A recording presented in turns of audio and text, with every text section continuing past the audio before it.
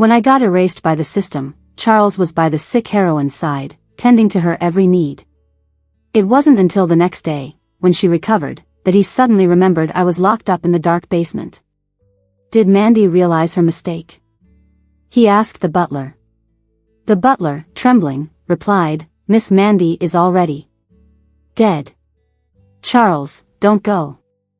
I held tightly onto his back, refusing to let him leave. Charles is the crazy yet passionate second male lead in a CEO romance novel. He grew up together with the heroine, Anne, as childhood sweethearts. Charles loved her deeply, and always believed she loved him back. But when the male lead showed up, and quickly fell for him.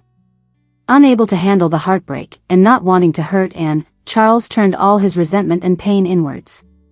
His personality grew darker, crazier, and more ruthless by the day. 7 years ago, I got sucked into this book with the mission to win Charles over, make him fall for me. To complete my mission, I gave him all my heart, stood by him, comforted him, helped him heal from losing Anne. He once promised he'd try to love me. Today was my deadline to win Charles over. Just as he was about to give up on Anne, she sent a message meant for the male lead to him by mistake. "I'm sick, feeling terrible." He dropped everything to rush to her side, ignoring all my pleas. "Mandy, let go." Charles's voice was cold and emotionless. "Don't forget, you're just a stand-in. You're worthless compared to Anne." "But you promised me," I started to say, "you'd love M." Before I could finish, Charles roughly shoved me to the ground. "Know your place," he threw at me as he coldly stepped over my body to leave. "Charles." I frantically got up, pathetically clinging to his legs, swallowing my pride to beg him, "Don't go. If you do, I'll die." Charles's laugh was mocking, cruel even. He said, "Mandy, what, you're going to kill yourself if I leave? Even suicide can't threaten me. You're just my pastime." With a fierce kick, he sent me tumbling. "Charles," he ordered, "tie her up and lock her in the basement. Let her reflect on what she really is." The house servants bound me, and I watched helplessly as Charles's urgent figure disappeared. The basement was pitch black.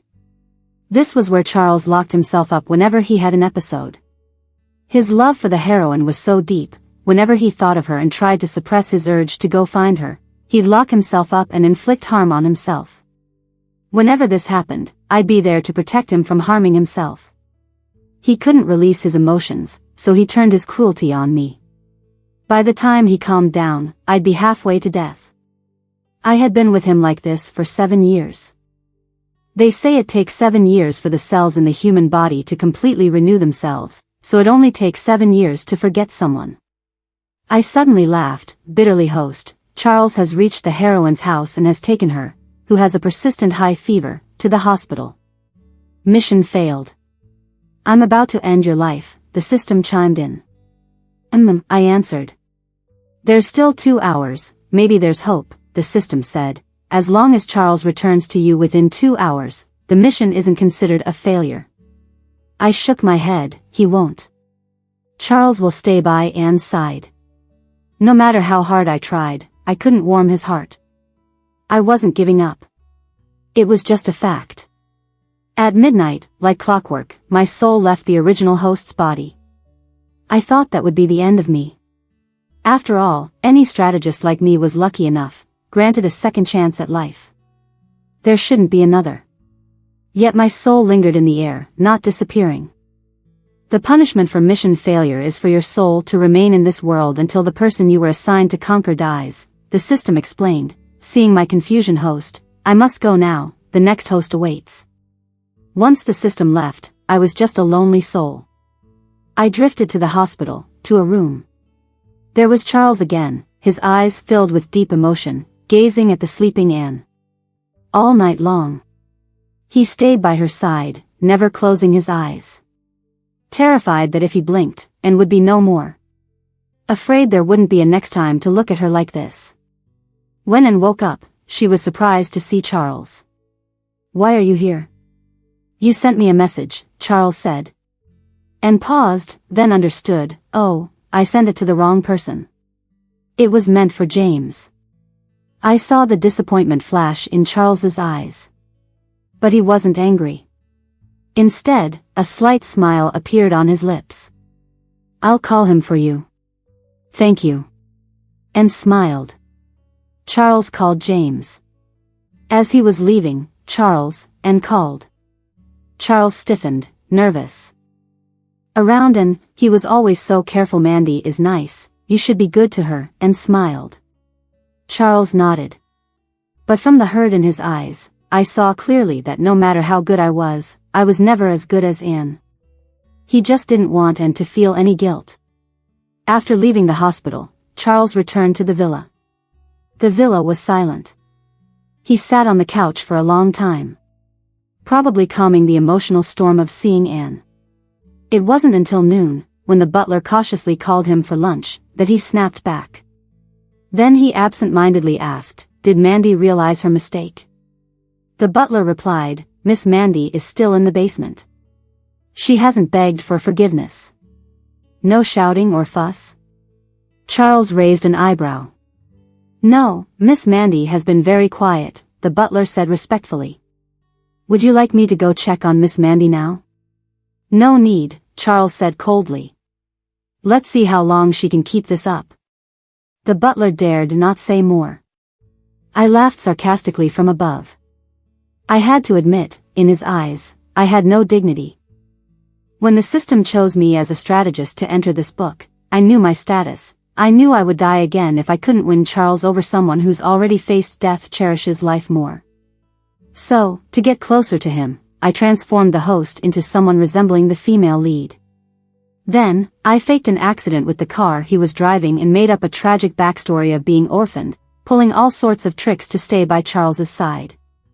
In the original story, my character didn't even exist. In this world, it's just me alone. Saying I wanted to win over Charles to survive again isn't quite right. Honestly, I hope to find a real home while staying alive. To have someone who genuinely loves me. In my past life, I was so incredibly lonely. I gave all my heart to love Charles, no matter how much he looked down on me or how much he loved the female lead. Even if he did things that hurt me, I'd always choose to forgive and tolerate him. Eventually, I couldn't tell if my love for him had any ulterior motives. For a while, I almost forgot I was on a mission, if it weren't for the occasional alerts from the system. All I knew was that it felt like a knife to my heart when he insisted on being with the female lead. Sitting at the dining table, Charles was calmly having lunch, as always, cool and collected. In his eyes, I wasn't someone who needed comforting. Soon enough, I'd be back trying to please him like nothing ever happened, just like every other time. I suddenly remembered half a year ago when the female lead and I both fell off a yacht. This story also features a nasty side character who tries every trick to harm the female lead. When she got pushed into the sea, I reached out to save her. But somehow, we both ended up in the water. Neither of us could swim. When the male lead and Charles found out, they immediately plunged into the sea, both heading straight for the female lead. I watched them move further and further away from me in the water. I thought I was a goner that time, but luckily, a lifeguard saved me. After being rescued, I was unconscious for quite a while. When I finally woke up, for the first time, I saw a hint of guilt in Charles's eyes, though he said nothing. I didn't blame him either. He did treat me a lot better for a long time afterward. If it wasn't for the female lead's message mistake this time, things might have gotten even better. That little bit of regret made me suddenly curious to know what kind of expression Charles would have if he saw my body. Probably just an indifferent look. The night was unusually quiet at the villa. In the study, Charles would routinely deal with work at night. After losing the female lead, he'd throw himself into work, which led to tremendous success, surpassing even what the male lead could achieve. He paused typing on the keyboard and walked to the floor-to-ceiling window, staring out into the darkness for a long while. After a bit, Charles pulled out a cigarette and lit it. Spending so long by his side, focusing all my attention on him, I could easily tell his mood from even the slightest gesture or expression. He seemed more irritated than before. Was it because he met with the female lead and was still shaken? He lit another cigarette after finishing the first. Just then, there was a knock on the door. "Come in." The butler walked in with a cup of hot milk and some cookies. "Here's something for you to eat," he said. "Mandy asked you to bring these?" Charles asked sarcastically. "No," the butler replied. "Ms. Mandy hasn't been out of the basement. I remembered she used to bring you a late-night snack every evening, so I took it upon myself to bring you this." I noticed another trace of annoyance in Charles's eyes. "Sir, the cookies are homemade by Ms. Mandy. She tried many times and finally succeeded after working on them all night. Please have a taste," the butler added. "Take it away," Charles ordered without looking at them. "Did you not understand what I said?" "Yes." Hastily, the butler picked up the milk and cookies again. Before leaving, he couldn't help but say, "Ms. Mandy hasn't eaten or drunk anything for almost 2 days. I'm worried about her." "That's her business. If she's stubborn enough to starve, so be it," Charles barked. "She wants to be stubborn with me? Let's see how tough she really is." He added more harshly, "Without my permission, no one goes to the basement." "Yes." Seeing how furious Charles was, the butler dared not say another word and left respectfully. After he left, Charles angrily extinguished the half-smoked cigarette and resumed work as if nothing had happened.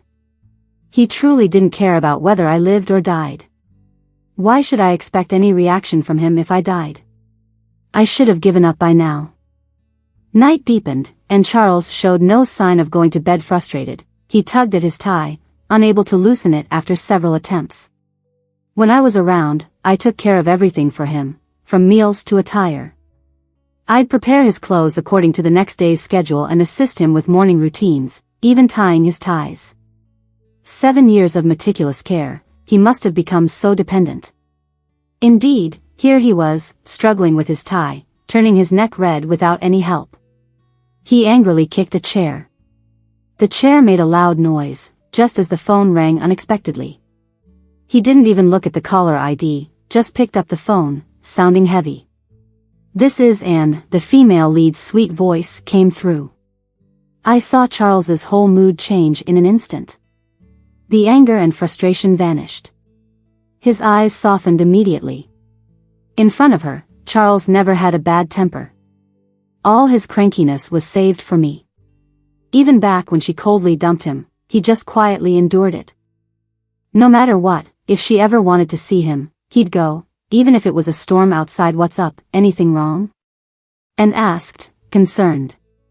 "Nothing," Charles replied, his voice calmer and his whole demeanor relaxed. He quickly changed the subject. "What's up with this late call?" Before she could answer, he nervously asked, "How's your health?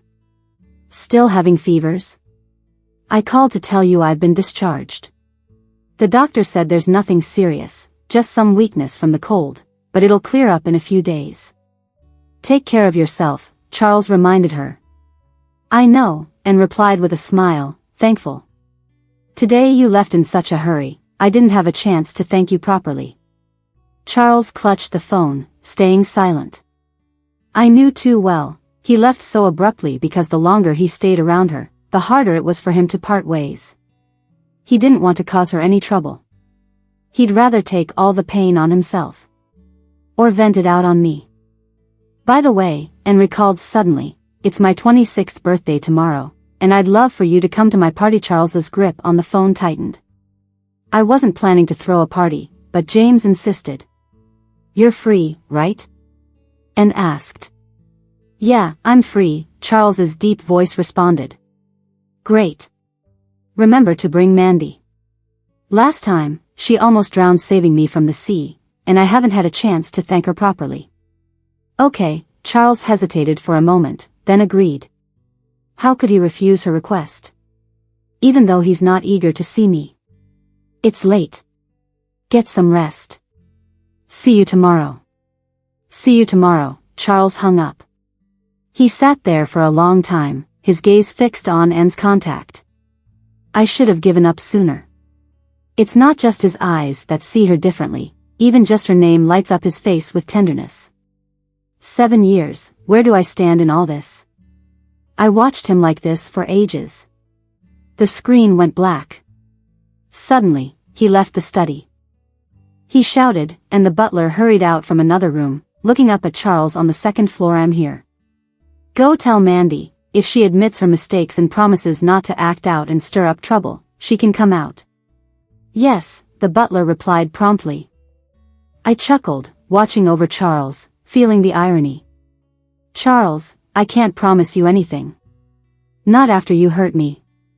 I can't pretend it didn't happen and try to win you over again. I'm just a cold shell now. Charles returned to his study. Maybe the call calmed him down. He was calmly scrolling with the mouse, mood seemingly improved. After a while, the butler knocked and entered. I saw worry and even fear in his eyes. He must have found out that I'm dead. The butler hesitated, unsure how to say it. Is Mandy behaving? Charles asked casually. Miss Mandy, she. What? Still throwing a fit? Charles let out a cold laugh, eyes full of disdain. No, it's Miss Mandy, she's really dead. I saw a flash of panic in Charles's eyes, just for a second. Then, it turned to disgust. Mandy's playing tricks again? She thinks pretending to be dead will earn my sympathy? Make me yield? Miss Mandy's really dead, the butler insisted. I just checked the basement, and her body is already cold. Charles stared at him tightly. Mandy's really dead, the butler repeated earnestly. No way. Charles denied immediately. It's true. Charles stood up from his chair, striding out of the study. The butler rushed after him. They quickly made their way to the basement. The lighting down there was dim. From the doorway, you could only see me lying on the ground, still tied up with rope. I was forced to linger near Charles even in death, but this was my first time seeing what I looked like after dying. From here, I looked like I was just sleeping. Mandy, stop faking it, Charles's voice was still cold. I'll count to 3. If you sit up, I'll let yesterday slide. He amused me. He thought I was tricking him. He thought just offering a lifeline would make me crawl back to him like a puppy. 1, 2. Charles's voice grew heavier with anger as I stayed unmoved. Mandy, don't make me force you. Charles gritted his teeth. 3. How could my dead body respond? His eyes were red. Must be rage, right? Because for the first time, I defied him. Miss Mandy really, the butler started before Charles interrupted. Tell her, if she's not out by tonight, she never will be. Charles threw out coldly and stormed off. So heartless. He didn't even spare a glance to check if I was really gone.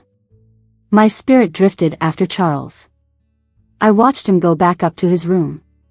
That tie, which just moments ago seemed impossible to take off, was undone in no time by Charles. He tossed it heavily onto the floor and headed into the bathroom to freshen up. He showers quickly. Once done, he habitually calls out, "Towel."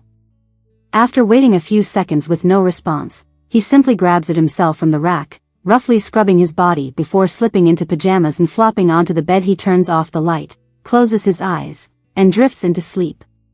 So quickly. His breathing becomes steady. Whether I live or die, it really has no impact on him at all. The next day, Charles's alarm rings. There's no one to hit the snooze for him anymore, no one feeling bad about his exhausting workdays, letting him sleep 10 more minutes. The alarm keeps blaring. Mandy, are you dead? He shouts angrily in his sleep. Yeah, I'm dead. Long gone. The alarm continues. Finally, Charles sits up in frustration and slams the alarm off on his phone. He turns his head, seeing the empty spot where I used to sleep. Just as he was about to explode, he catches sight of the empty bed. Words get caught in his throat. His Adam's apple moves slightly, but he doesn't linger on it. Instead, he throws back the covers and gets up. After a quick cleanup in the bathroom, Charles enters the walk-in closet. He takes forever choosing an outfit, trying on one set of clothes after another. Today, he's attending Anne's birthday party, so he wants to dress to impress. Charles isn't a traditionally handsome guy. He's got this habit of wearing wire-rimmed glasses, with an icy vibe and a bit of a dark persona, making him quite the intriguing, forbidden gentleman. He looks intense in a full black suit, standing upright in front of the mirror for a long time. Still not satisfied? I see him unbutton and then rebutton the top button repeatedly. Finally, in frustration, he gives the clothes a tug and storms out of the closet. Heading downstairs, the butler awaits at the staircase. Miss Mandy, still stubborn, huh? No, it's Miss Mandy. Just forget about her. If she wants to die, let her be. Charles sharply cuts off any attempt at conversation, heading straight for the table. Not giving the butler a chance to speak, the butler sighs, helpless. Following quietly after breakfast, Charles leaves the villa. My spirit tags along with him. First stop is the office, swamped with files and work, non-stop. Until Anne makes a call. Charles, you're not here yet? Anne asks. That moment, he seems to recall Anne's birthday party. He used to never forget anything about Anne. Now, he's gotta feel guilty, right? Watching him, I see him hastily reply, I'm on my way. He puts down the phone and speeds off, heading to Anne's birthday bash at a breakneck pace. Honestly, even as a spirit, I was scared we might crash. Once he arrives, the celebration's bustling with energy. When Anne sees Charles, she quickly comes over with James in tow. Charles, you're finally here. Sorry I'm late, Charles replies, presenting her with the birthday gift. That present's been in Charles's car since before. I had picked it out for him.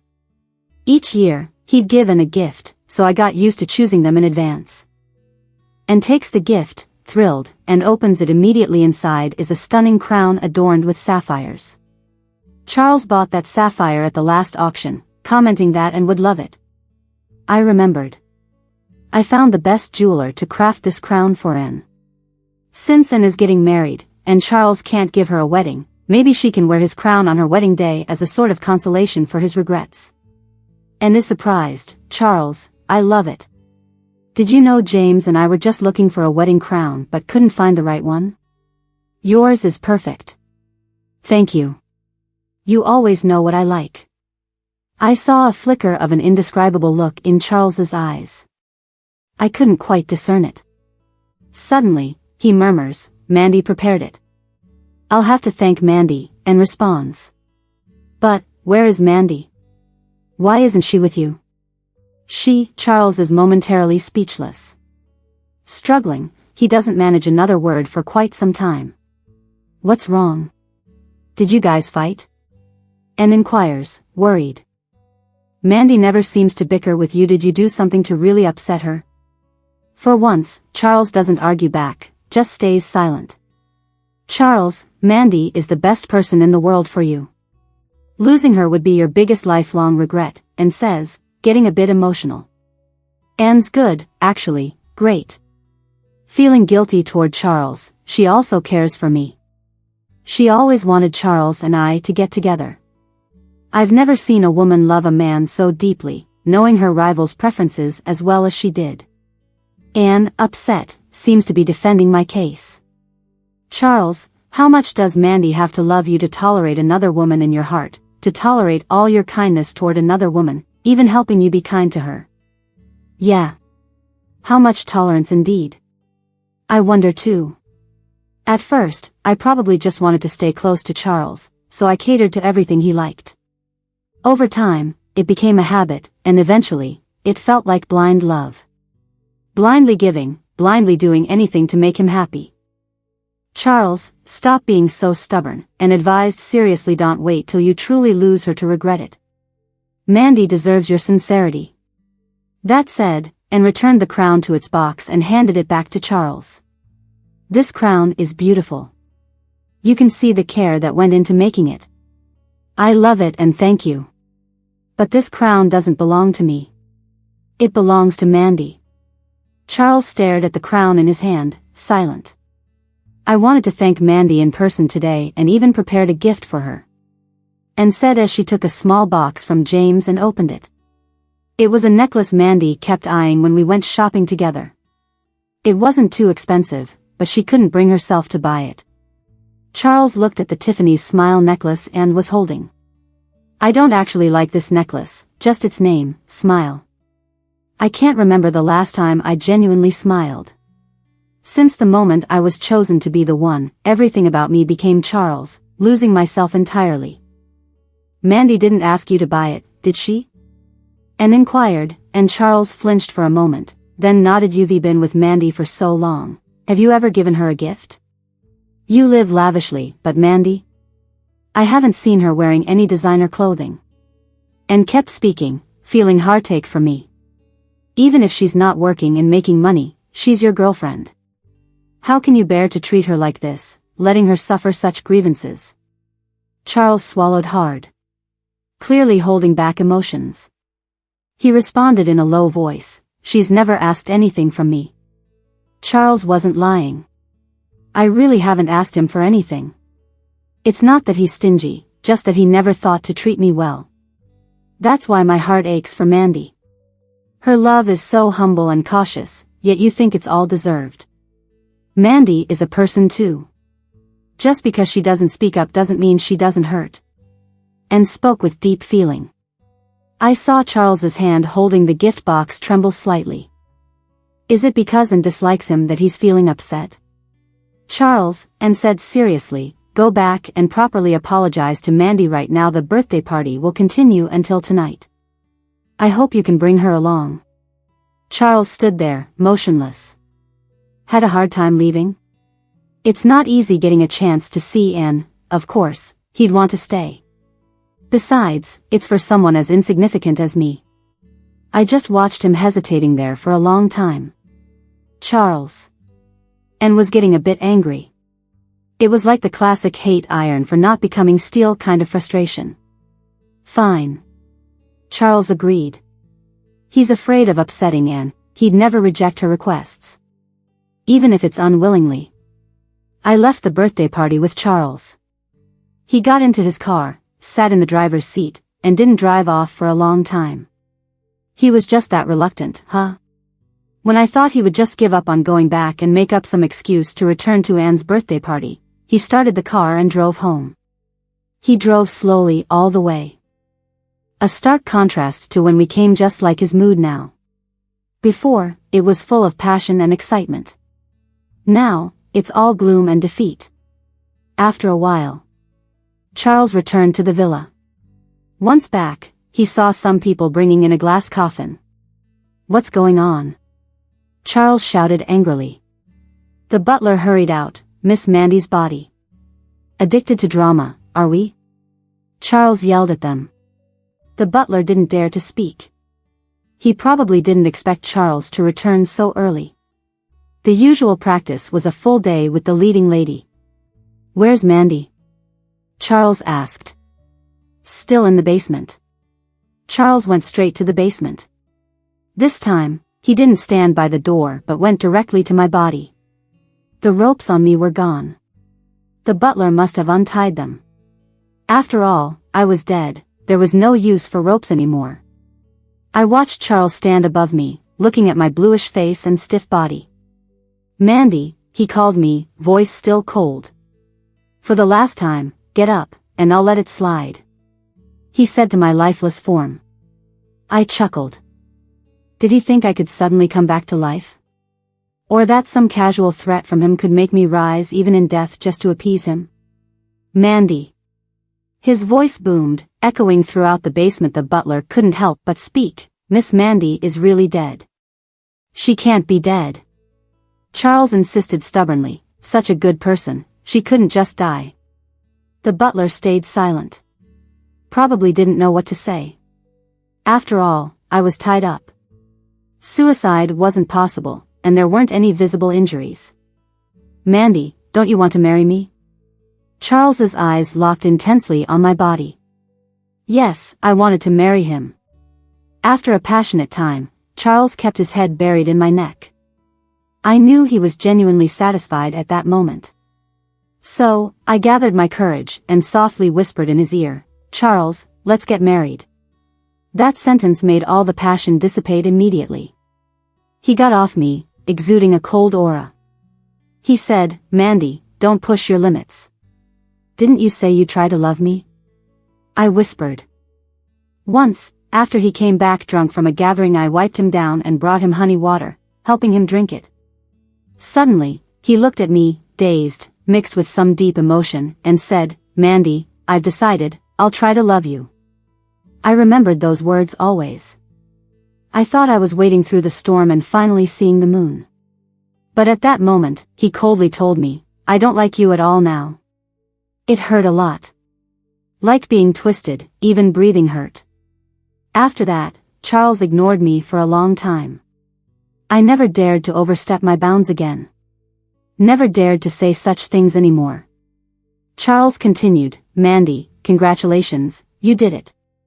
I've decided to marry you." I couldn't help but laugh. I'm already dead, and he says he wants to marry me. At that moment, I felt no emotion, even thinking he was making a joke.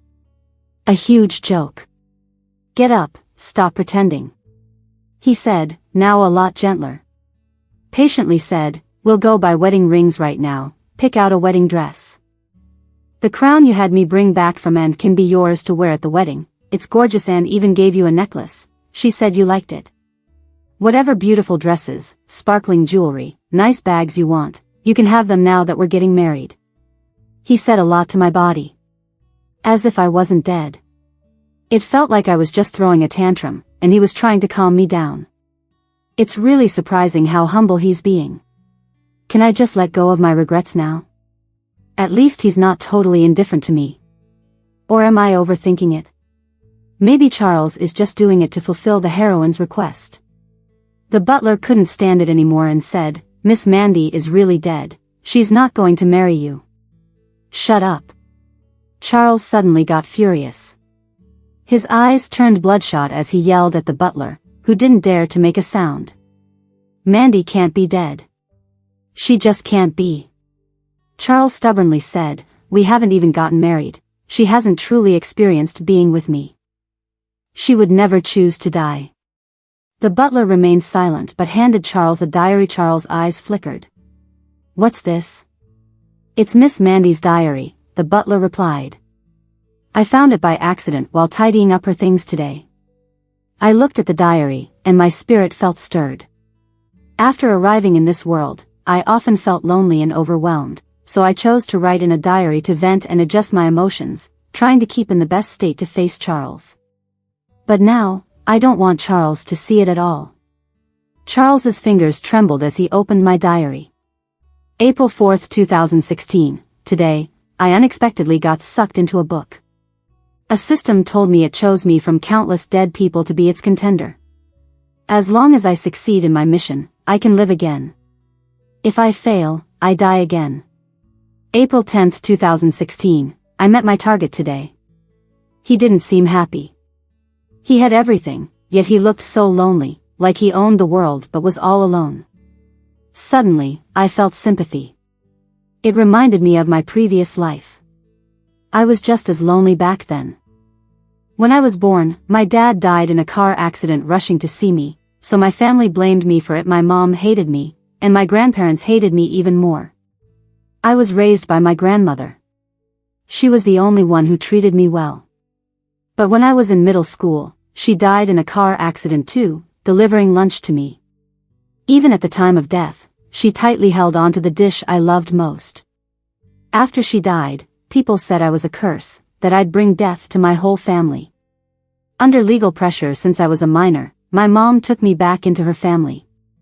She had remarried, and my stepdad had a son 5 years older than me.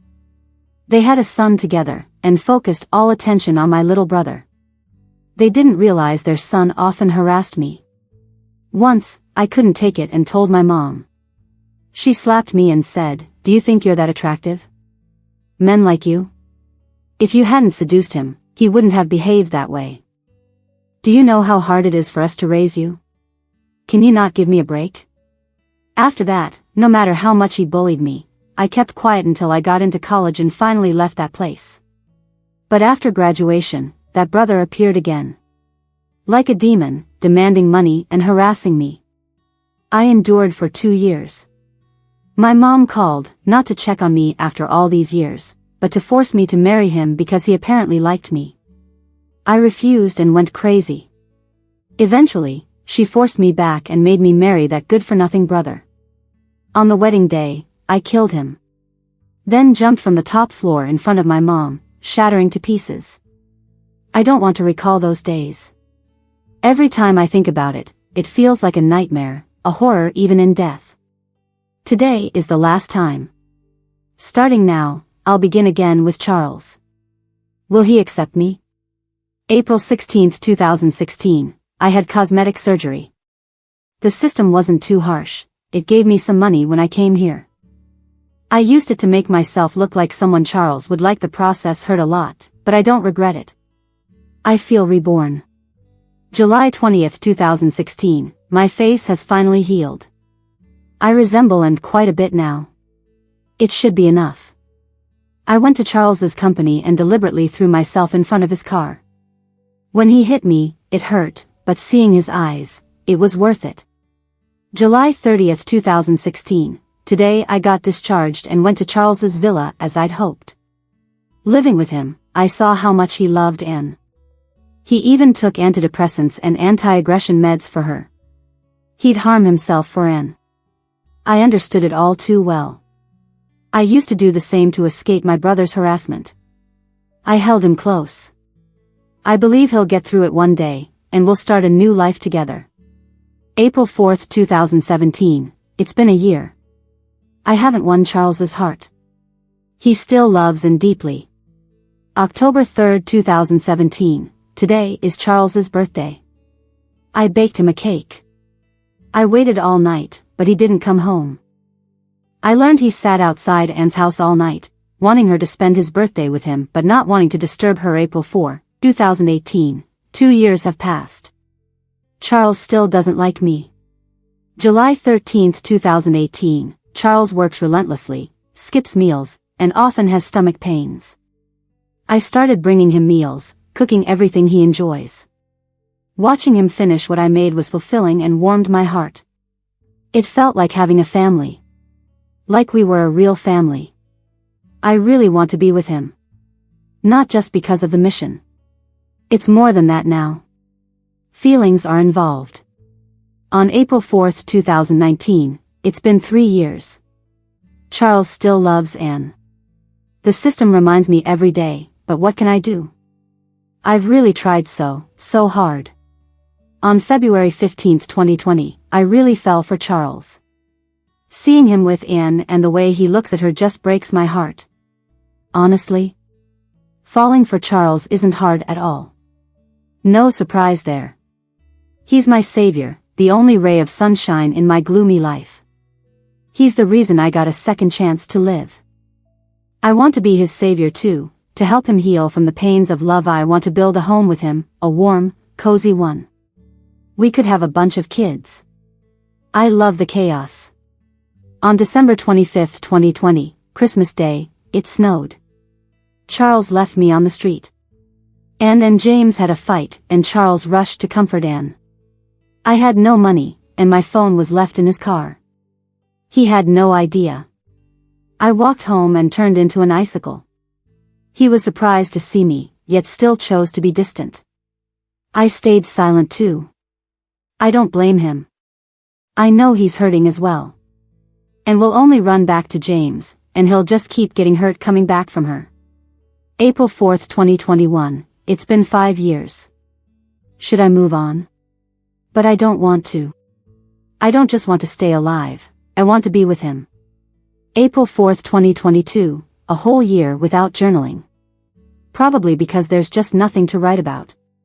After all, it's been 6 years, and I still haven't won Charles over.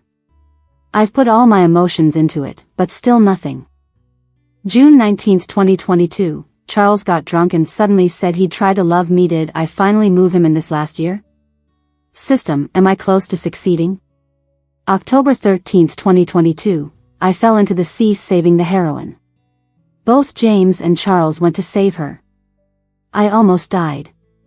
When I woke up, Charles was by my side. The system said he stayed with me the whole time I was unconscious, never leaving my side. I felt a bit thrilled. I even forgot that he'd abandoned me, leading to my near misfortune. March 20th, 2022, even though Charles turned down my proposal.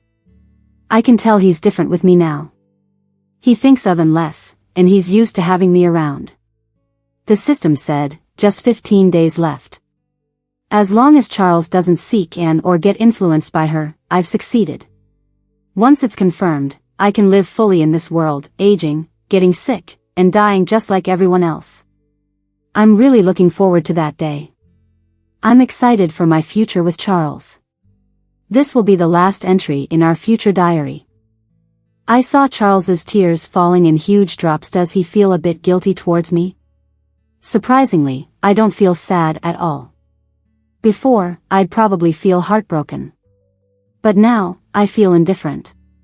Like I'm watching a stranger. Maybe when you die, you truly stop caring. You genuinely let go of everything from when you were alive. Now, I just wish to leave Charles.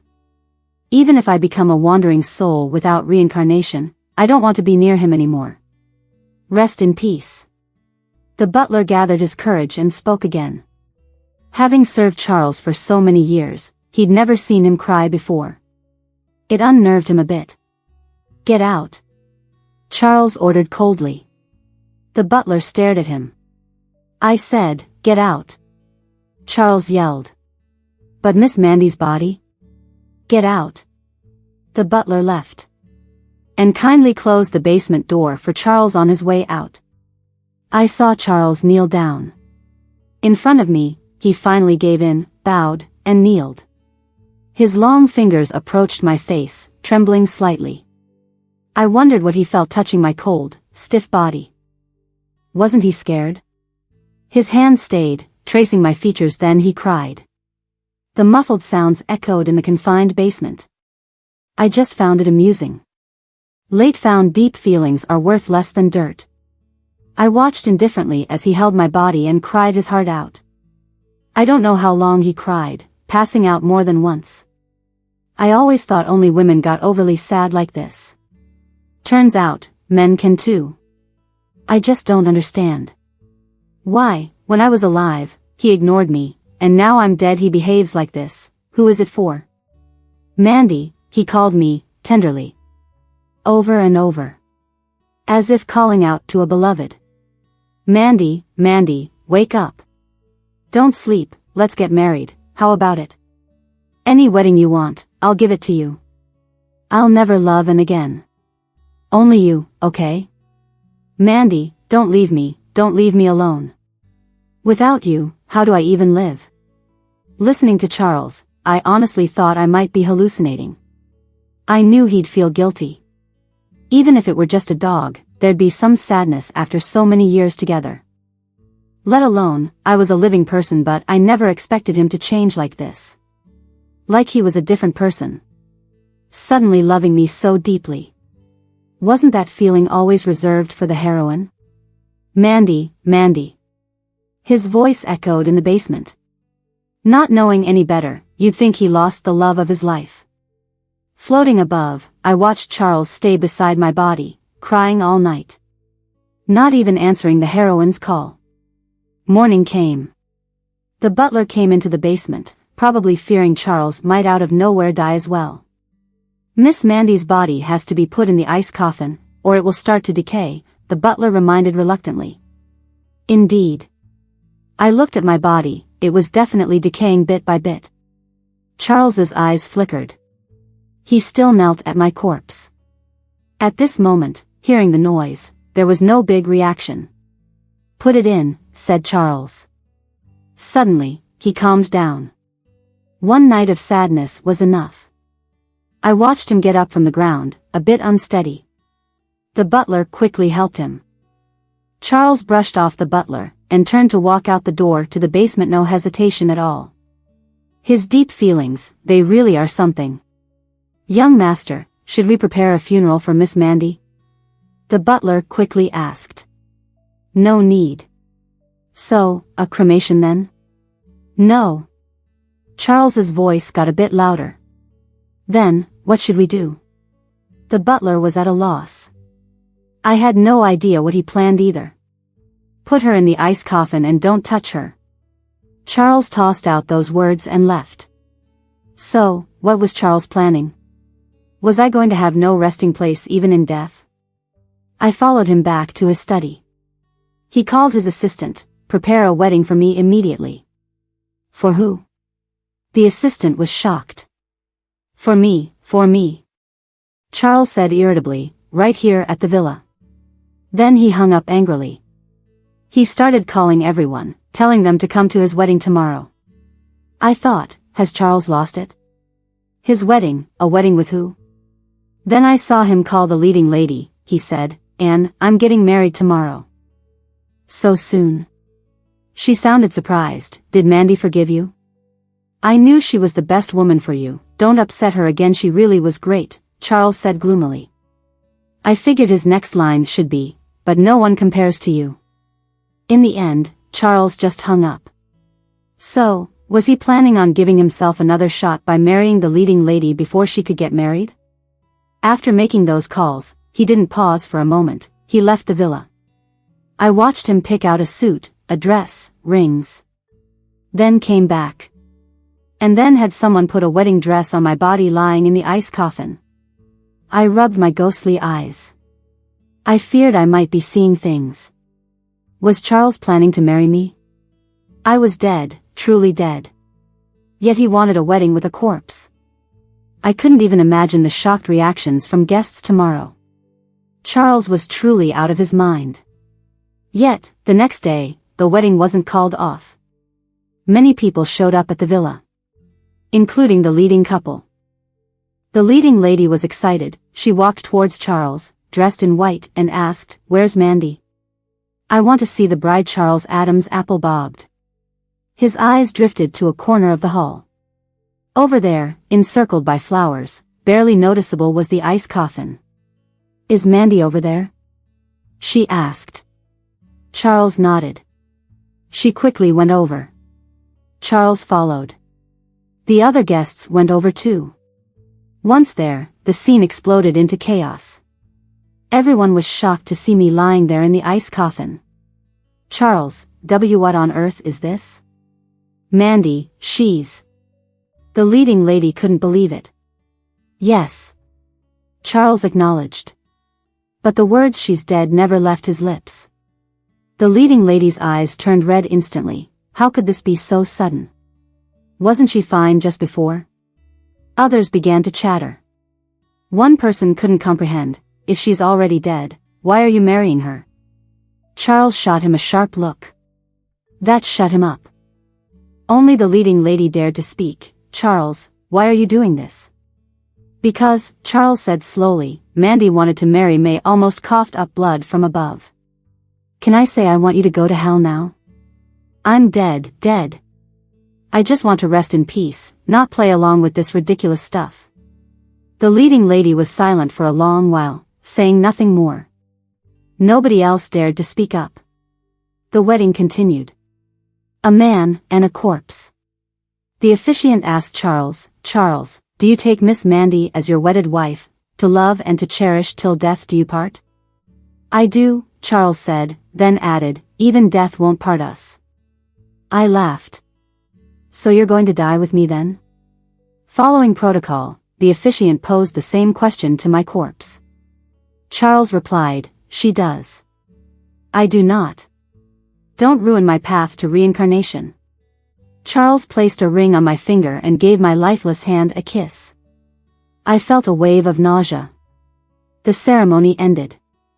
I thought this farce was finally going to end. Even as a ghost, I felt utterly embarrassed. Just then, I saw some police officers walking into the villa. The guests panicked, confused. Charles was calm. He calmly looked at the officers, who called the police. "I did," Charles said, "I committed murder." Everyone was dumbfounded. Including me. "Murder who?" "Mandy." He pointed to the ice coffin beside him. An officer took a look and seriously said, "Please come with us to the station." Charles was taken away during the wedding. At the station, he confessed to killing me, then regretting it, which is why he called. The police autopsied my body and found no direct fatal wounds. It was ruled as sudden cardiac death. So, Charles wasn't charged with murder but with causing death by negligence. He was sentenced to 7 years in prison. Which meant my soul had to follow him into prison for 7 whole years. If you wanted to die with me, you could have just offed yourself. Who needed this charade? I spent those 7 painfully boring years with Charles in prison. During that time, I witnessed all his disgrace. I thought he must have regretted it.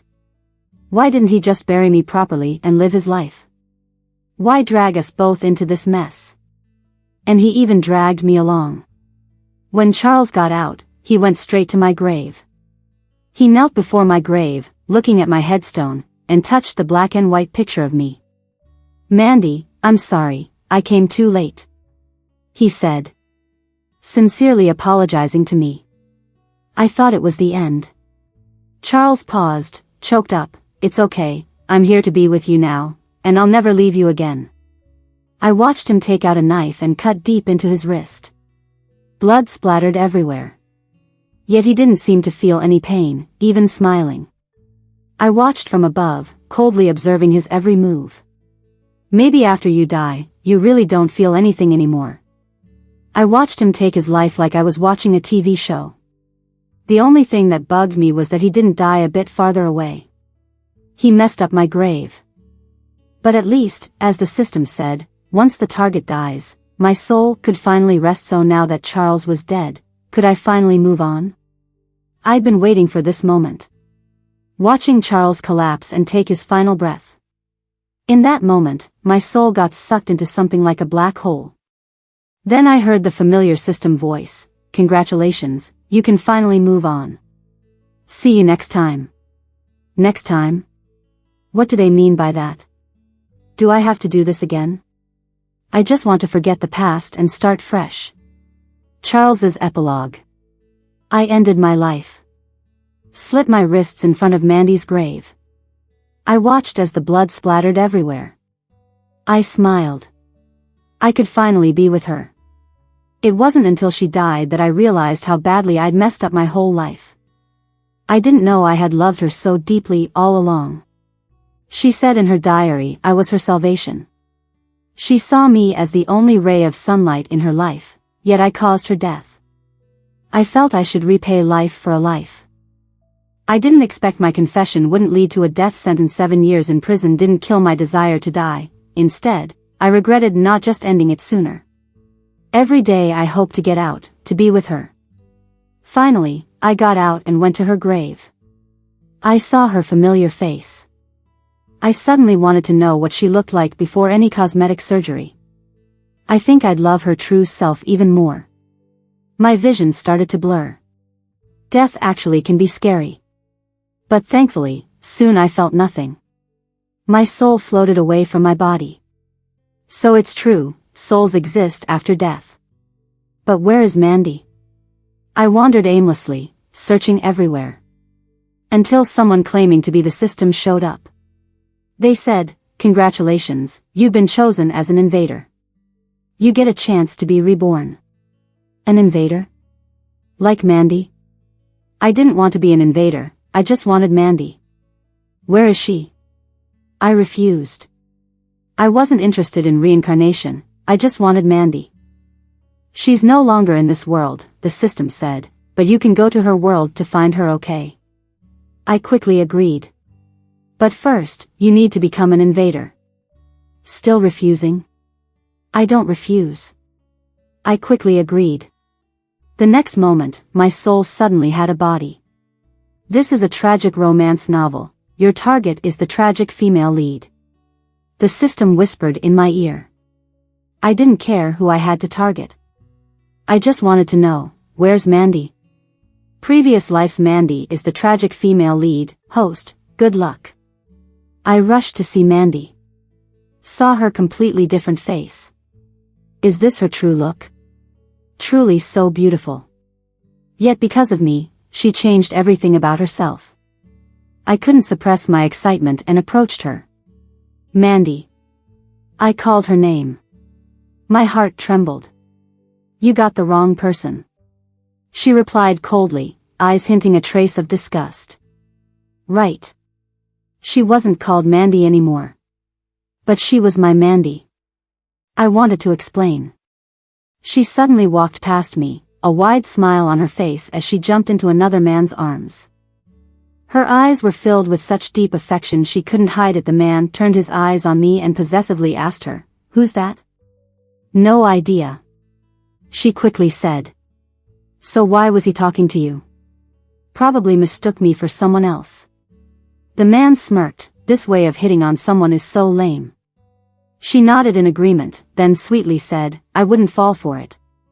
In fact, I find him pretty annoying. He just makes me feel a bit sick when he's nearby. From now on, don't talk to any other men," the man said domineeringly. "Okay." She walked away with the man's arm in hers, leaving me to only watch her from a distance. Her words repeated in my head, how she said I was annoying and sickening. Don't lose heart, host, when she was targeting you, you treated her the same way. The system reminded me. Is this a mockery, saying it's what I deserved? I bore the pain in my heart. I knew so clearly that Mandy was really far from me now. Mandy wouldn't love me again. But I'm willing to quietly guard her with the time I have left.